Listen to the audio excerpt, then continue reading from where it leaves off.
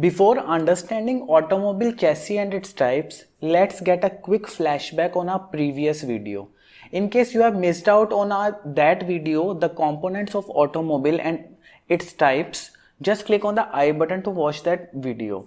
I told you this full slide is very important as my future videos are dependent upon this slide. So first one is automobile, already covered in the previous video, the first video of automobile. Then second one is this video on chassis. The next video will be on superstructure, basic structure, controls and all the automobile components and their working. So without further delaying, let's go on to the chassis. So what an automobile chassis is? Chassis is the main support structure of the vehicle, which is also known as frame. It bears all the stresses on the vehicle in both static and dynamic conditions. In a vehicle, it is analogous to the skeleton in living organisms. It consists of a frame supporting the vehicle and all the major units responsible for propelling and controlling of the vehicle. So, every vehicle, whether it is a two-wheeler or a car or a truck, has a chassis frame. However, its form obviously varies with vehicle type. Let's understand this with an example. So, a car chassis looks like this, whereas a truck chassis looks like this and a bike chassis looks like this. So, its form changes with the vehicle type. So, function of automobile chassis. Chassis has following functions. It supports or bears the load of the vehicle body, obviously. Then second one is it provides the space and mounting location for various aggregates of vehicle. Correct. Third one is supports the weight of various systems. Then supports the load of a passenger, withstands the stresses arising due to bad road conditions or accidents. Then our third topic is the construction of chassis. Here the long sections, just like these arrows are showing, these long longitudinal sections are jointed together with cross members with the help of rivets or bolts. These are the cross members. Generally 5 or 6 cross members are used. The brackets are provided in the frame. These brackets are provided for mounting different parts such as suspension, springs, engine, exhaust, etc. The extended part of the chassis frame over the front axle, this is known as the front overhang, whereas beyond the back axle is known as the rear overhang, this one. So now types of chassis.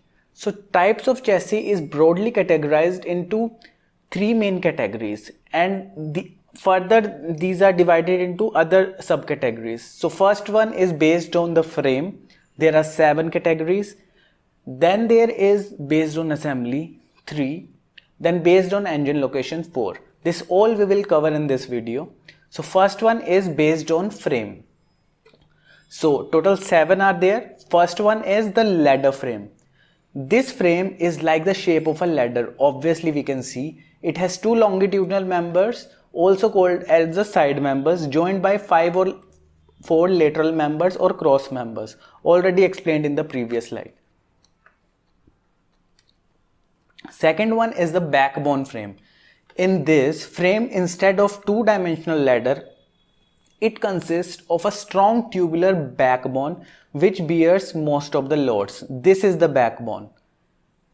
Then the third category is tubular space frame. Space frames are all about tubes held together in a compression and tension using 3D pyramid style structure and diagonally braced tube boxes. A tube space frame is capable of holding its shape even if the joints between tubes are hinges. Just see in this picture. This is a tubular space frame example. Then fourth is monocoque frame. In Greek, mono means single and in French, coque means shell. It is a construction technique that supports structural loads by using objects' external skin. Just see the picture. Fifth one is aluminium space frame. As traditional steel monocoque chassis is heavier, hence car maker turned to replace steel with aluminium, and everything is same as monocoque.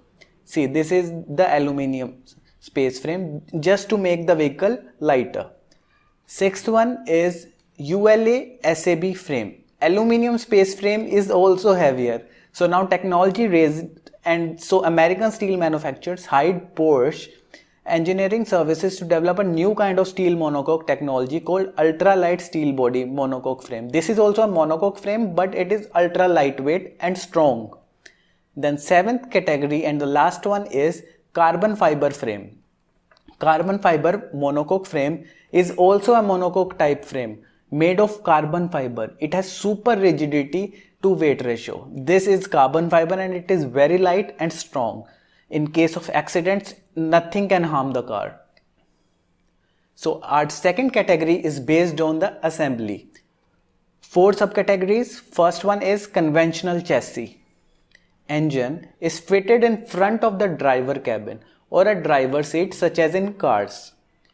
Chassis portion cannot be utilized for carrying passengers and goods.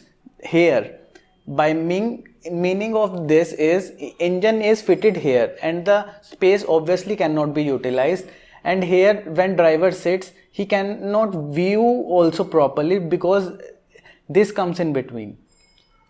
So our second is integral chassis. This is also called as frameless chassis as there is no frame here. The body shell and underbody are welded into a single unit, which helps in decreasing the overall weight. Due to elimination of longer frame, it is cheaper. Only disadvantage is that it is very difficult to repair.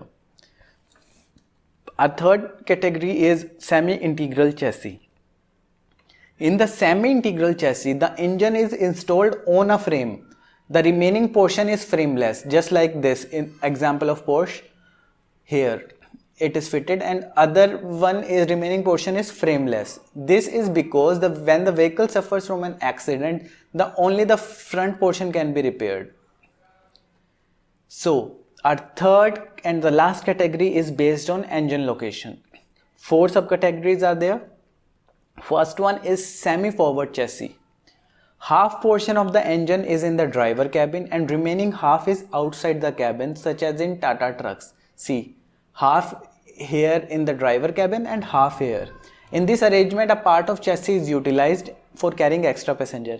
In this way, an extra passenger can also travel along with driver, and obviously viewability is also much better than the full forward car chassis, because we can see clearly what's on the road because bonnet is not coming in between.